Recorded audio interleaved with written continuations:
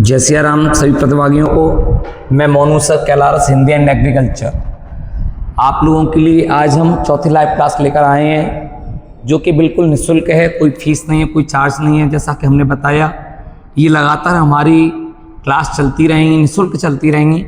अभी हमारे बाद एक और नए सर मिलेंगे आपको, वो भी आपको बहुत जल्दी आज नई क्लास लेके आएंगे। तो आपके 4 सब्जेक्ट तो हम लोगों के द्वारा निःशुल्क आपको प्राप्त हो जाएंगे, घबराइएगा नहीं। चलो ठीक है। कल हमने यहीं से शुरुआत की थी, छंद के अंग से। कहाँ से स्टार्ट की थी मेरे प्यारे? छंद के अंग से प्रारंभ की थी कि छंद के अंग के बारे में, छंद के कितने अंग होते हैं। तो मैंने बताया छंद के 7 अंग होते हैं। पहला यति था, दूसरा लय था, तीसरा तुक था, चौथा पाद था, 5वां मात्रा थी। फिर इसके बाद चले तो बताया मात्रा के बाद में मैंने मात्रा का भी बोध कराया। ऐसे करके मैंने आपको बताया और यहाँ तक अपन चले गए थे। कल हम कहाँ तक पढ़ लिए थे? गढ़ तक। कहाँ तक पढ़ लिए थे? गढ़ तक। आज आगे पढ़ते हैं। आज हम सबसे पहले वर्णक छंद पढ़ेंगे। क्या पढ़ेंगे? वर्णक छंद। वर्णक छंद पढ़ेंगे। याद रखना, वर्णक छंद जो हम पढ़ेंगे उसको समझेंगे ध्यानपूर्वक, धीरे धीरे पढ़ेंगे, लेकिन एक एक चीज़ को क्लियर करेंगे। वर्णक, मैंने जब आपको पहले ही बताया कि वर्णक छंद की डेफिनेशन क्या होगी, वर्णक छंद क्या होगा, तो सिंपल सी बात है, जिसमें किसकी गणना की जाए? वर्णों की। वर्णों की क्या की जाए? गणना की जाए, केवल गणना की जाए। उसे हम क्या कहेंगे? वर्णक छंद कहेंगे। क्या कहेंगे? वर्णक छंद कहेंगे। आज मैं आपको सारे छंदों की डेफिनेशन समझाऊंगा, कल सारे छंदों के एग्जाम्पल समझाऊंगा। मेरे प्यारे याद रखना, तो वर्णक छंद की परिभाषा क्या होगी? ऐसे छंद जिसमें वर्णों की गणना की जाती हो उसे हम वर्णक छंद कहते हैं। किसकी गणना की जाती हो? वर्णों की गणना की जाती हो। अथवा इसकी दूसरी परिभाषा ये भी हो सकती है, हो सकती नहीं, होती ही है, कि जिस छंद में वर्णों की संख्या निश्चित हो उसे हम वर्णक छंद कहते हैं। Any doubt? अगर डाउट है तो आप पूछ लीजिएगा कमेंट में, कोई दिक्कत नहीं है। सबसे पहले वर्णक में हम जो आज पढ़ने जा रहे हैं, सबसे पहले वर्णक में सवैया पढ़ेंगे। और मैंने आपको भी अभी बोला है कि एग्जाम्पल हम एक बाद में पढ़ेंगे, इससे कि आपके डाउट क्लियर हो जाएं। पहले हम डेफिनेशन बनाना सीख लें कि इसकी डेफिनेशन है क्या, क्योंकि हमें यही नहीं पता होता है कि डेफिनेशन क्या है, इसकी क्या नहीं है ना। तो सबसे पहले मैं डेफिनेशन के बारे में जानना होगा कि डेफिनेशन क्या है। तो सबसे सवैया की परिभाषा में बहुत 3-4 वर्डों में यहाँ इसको बस देख लो, तो मैं आपसे प्रॉमिस करता हूँ आपका क्लियर काम हो जाएगा। एक तो सवैया में 22 से लेकर 26 वर्ड होते हैं। कितने वर्ड होते हैं भैया? 22 से लेकर 26 वर्ड। और इसमें 4 चरण होते हैं। कितने चरण? 4 चरण होते हैं। ठीक है ना भैया? इसके अलावा ये एक वर्णक छंद है। सवैया क्या है?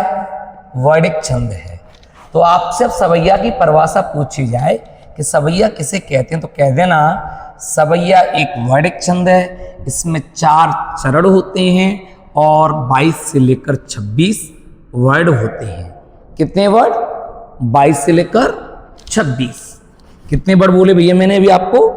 प्लीज बताना तो, कितने वर्ड बोले मैंने? 22 से लेकर 26। कितने चरण? 4। कैसा छंद है? वर्णक छंद है। तो यहां तक क्लियर हुआ कि नहीं हुआ? यहां तक शायद मुझे लगता है कि क्लियर हो गया। अब इसके क्या सवैया के प्रकार पढ़ेंगे। किसके प्रकार पढ़ेंगे? सवैया के। तो मेरे प्यारे याद रखना बेटा कि सवैया के जो प्रकार हैं वो निम्न प्रकार के हैं। कई प्रकार हैं, इनमें से मैं आपको मुख्य पढ़ा रहा हूं। सबसे पहले मदिरा। कौन सा पढ़ा रहा हूं बेटा? मदिरा। आप टेंशन ना करें, घबराए नहीं, एक एक कंसेप्ट क्लियर करा दूंगा। देखो, पहली बात मदिरा है, दूसरा मत गयंद है, तीसरा दुर्मिल है,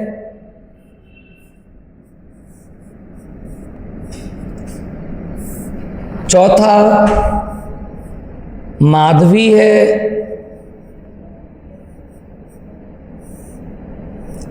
और अगला है उसका नाम खुशी है। तो टोटल कितने हुए?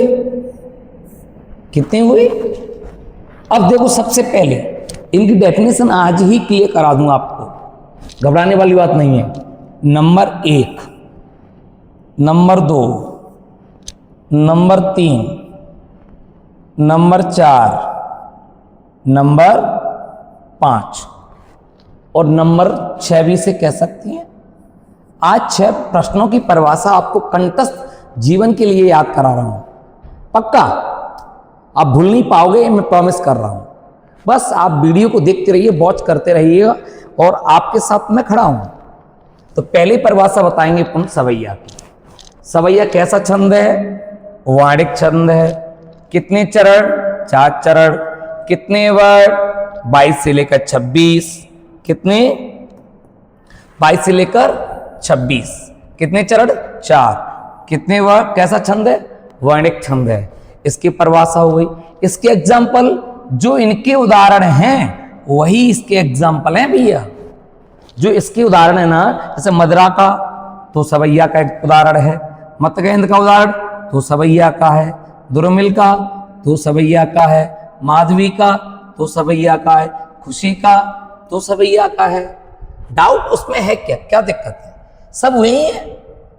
अब सबसे पहले अपने काम करें, क्यों ना एक काम करें, एक ट्रिक बता दूं मैं आपको बेटा, बहुत खतरनाक ट्रिक दे रहा हूं मैं आपको।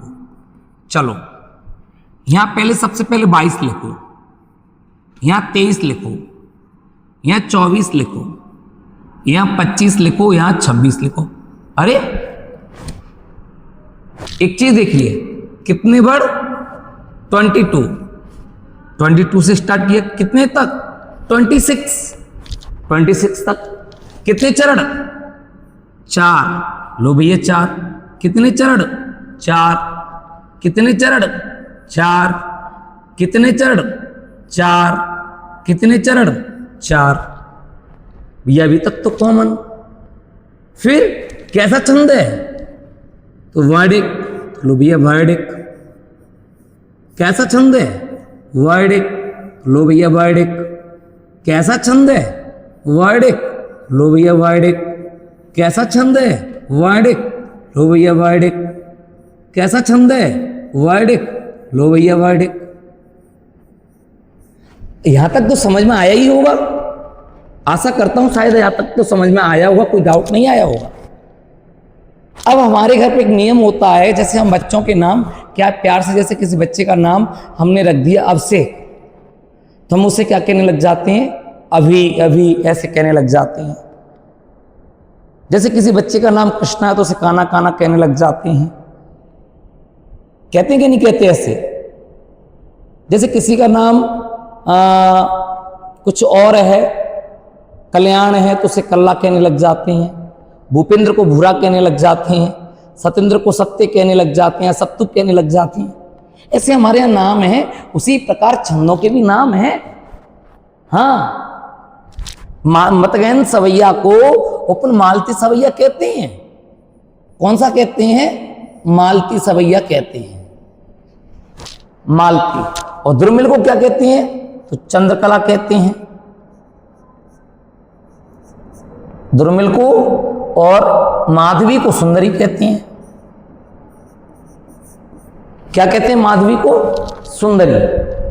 अब ये चीज जो मैंने पढ़ाई, हम पढ़ कौन सा छंद रहे थे? सबसे पहले तो यहां पे आते हैं। तो सबसे पहले हम जो पढ़ रहे थे उसका नाम था वैदिक छंद। वैदिक छंदों में किसकी गणना की जाती है?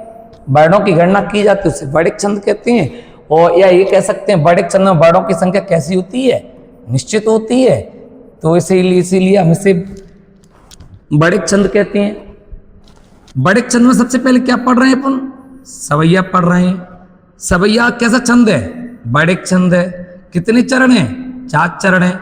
कितने वर्ण हैं? 22 से लेकर 26 वर्ण हैं। डेफिनेशन क्लियर हो गई। एग्जाम्पल, एग्जाम्पल अभी पढ़ लेंगे बारी बारी से। अब सवैया में सबसे पहले क्या पढ़ रहे हैं अपन? मदरा पढ़ रहे हैं। मदरा में कितने वर्ड? 22। कितने चरण? 4। कैसा छंद? वर्णिक। तो कह सकते हैं मदरा की परिभाषा कि मदरा में 22 वर्ड होते हैं, 4 चरण होते हैं, एक वर्णिक छंद है। Any doubt? अभी फिर आता है मतगेंद्र। मतगेंद्र में कितने वर्ड हैं? 23। कितने हैं? 23। कितने चरण हैं? 4। कैसा छंद है? वर्णिक। किस नाम से जाना जाता है? मालती सवैया के नाम से जाना जाता है। इसमें एक चीज याद और रखना मेरे प्यारे, ध्यान रखना। अभी एक बता रहा हूं आपको,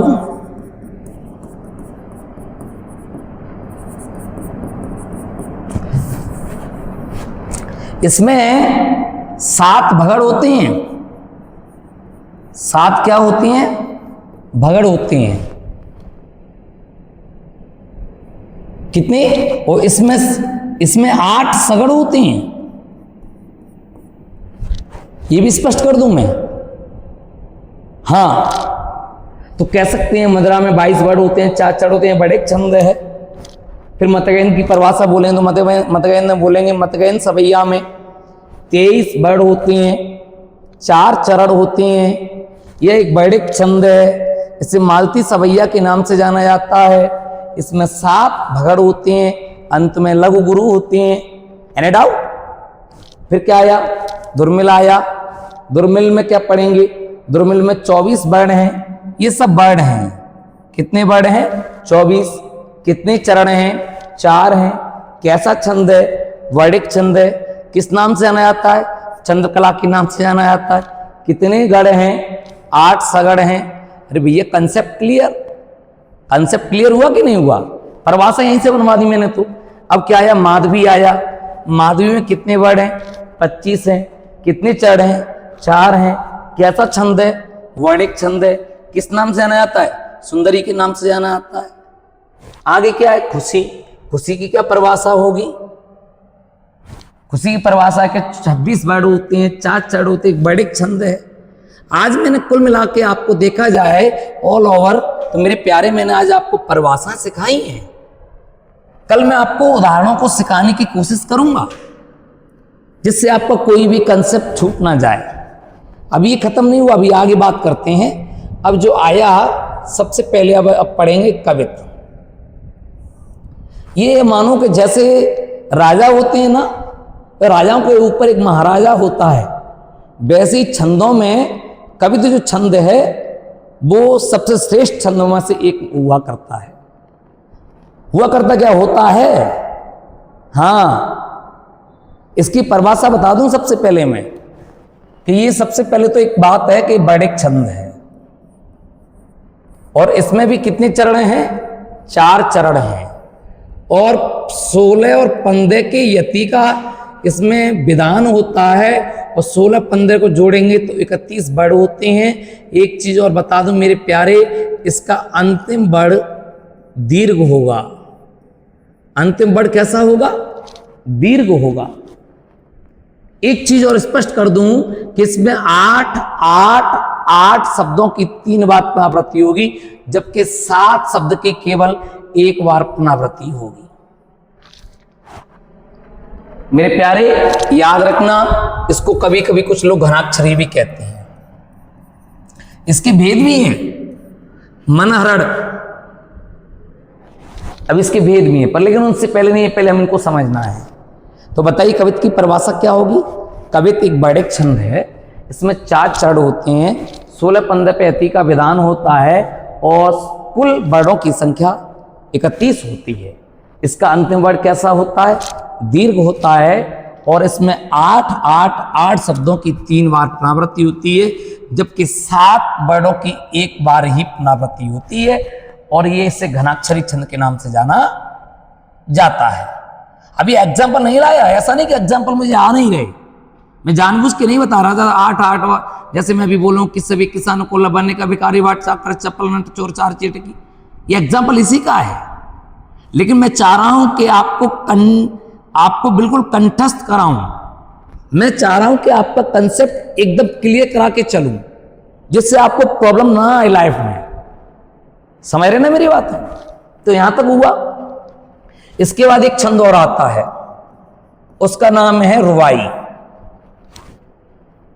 ये याद रखना मेरे प्यारे, जो रुबाई छंद है वो उर्दू फारसी का छंद है। फारसी हो गया, सॉरी, फारसी का छंद है। किसका? उर्दू और फारसी का छंद है मेरे प्यारे, याद रखना। इसमें क्या होता है, इसकी पहली, दूसरी और चौथी पंक्ति की तुक मिलाई जाती है, जबकि जो इसकी तीसरी पंक्ति होती है वो स्वच्छंद होती है। माने कैसी होती है? स्वतंत्र होती है, स्वच्छंद होती है। समझ रहे ना मेरी बात है? तो मैंने अभी आपको कहां से पढ़ाया, उसका एक बार रिवीजन करवा दें। वैदिक छंद से पढ़ाया। वैदिक छंद में किसकी गणना की जाती है? वर्णों की गणना की जाती है। वैदिक छंद में वर्णों की संख्या कैसे होती है? निश्चित होती है। सबसे पहले क्या पढ़ रहे हैं? सवैया पढ़ रहे हैं। सवैया में कितने वर्ण होते हैं?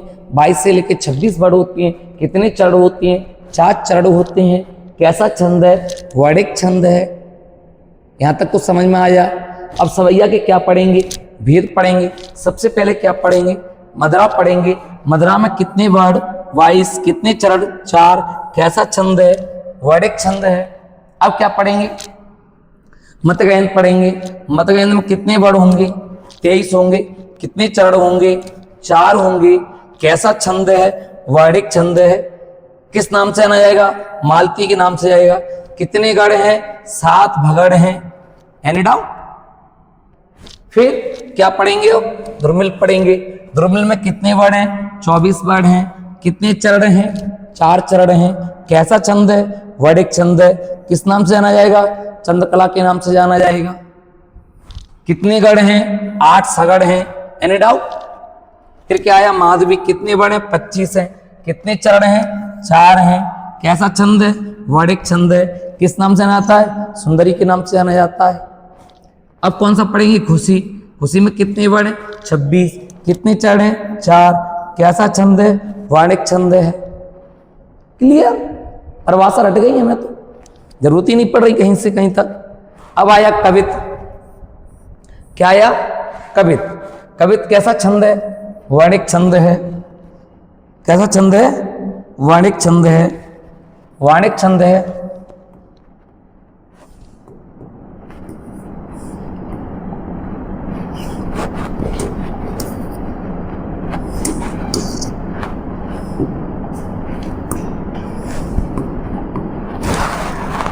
कैसा छंद है? वैदिक छंद है। कितने चरण हैं? 4 चरण हैं। 16-15 पर किसका विधान होता है? तो यति का विधान होता है। कुल वर्ण कितने हैं? कुल वर्ण 31 हैं। इसका अंतिम वर्ण कैसा होता है? दीर्घ होता है। 8 शब्दों की पुनरावृत्ति कितनी बार होती है? 3 बार होती है। 7 की कितनी बार पुनरावृत्ति होती है? 1 बार होती है। किस नाम से जाना जाता है? तो घनाक्षरी के नाम से जाना जाता है। अब क्या पढ़ेंगे? अब पढ़ेंगे रुबाई। रुबाई किस भाषा का छंद है? उर्दू और फारसी का है। किस भाषा का? उर्दू और फारसी का। इसकी पहली, दूसरी और चौथी पंक्ति में क्या मिलाई जाती है? तुक मिलाई जाती है। जबकि इसकी तीसरी पंक्ति कैसी होती है? स्वच्छंद होती है। तो मित्रों, जो आज मैंने आपको क्वेश्चन कराए हैं 8, क्या 8 क्वेश्चन की परिभाषा आपको क्लियर आ रही है? अगर डाउट हो तो प्लीज मुझे बताना, कमेंट करना। वीडियो को अधिक से अधिक लाइक करें, सब्सक्राइब करें, फेसबुक पे फॉलो कर लें, इंस्टाग्राम पे फॉलो कर लें, यूट्यूब चैनल को सब्सक्राइब कर लें। यूट्यूब चैनल का जो नाम है हिंदी भाई मोनू सर है, ये इंस्टाग्राम है, मोनू शर्मा के नाम से फेसबुक है। आपको हर जगह मिलेगा। टेलीग्राम कर सकते हो आप, व्हाट्सएप पे कर सकते हो, स्नैपचैट पे कर सकते हो। आपको हर जगह मैं अवेलेबल मिलूंगा। हर जगह निःशुल्क क्लास है। और ऐसा नहीं कि एक दिन की क्लास रह जाए, पूरी साल चलेगी। आप नो टेंशन होके पढ़िए। हिंदी, संस्कृत और सोशल साइंस मेरी तरफ से एकदम बिल्कुल फ्री है, एकदम बिल्कुल फ्री। इसके अलावा आपको इंग्लिश मीडियम की इंग्लिश भी फ्री मिल जाएगी और आपको सोशल साइंस भी मिल जाएगा। इसके बाद जो भी एक और जो सर आ रहे हैं उसका नाम है कैलाश के जाने माने बहुत बेस्ट टीचर, उनका नाम अरुण सर, वो भी अपनी क्लास देने वाले हैं। उन्होंने क्लास दी है, उनके यूट्यूब चैनल पर उन्होंने डाल भी दी है शायद। तो आप लोग अधिक से अधिक सपोर्ट करिएगा प्लीज़। एग्रीकल्चर की भी क्लास आपको सुबह ऑफलाइन पढ़ाई जाएंगी, शाम को एक्सप्लेन कराई जाएंगी।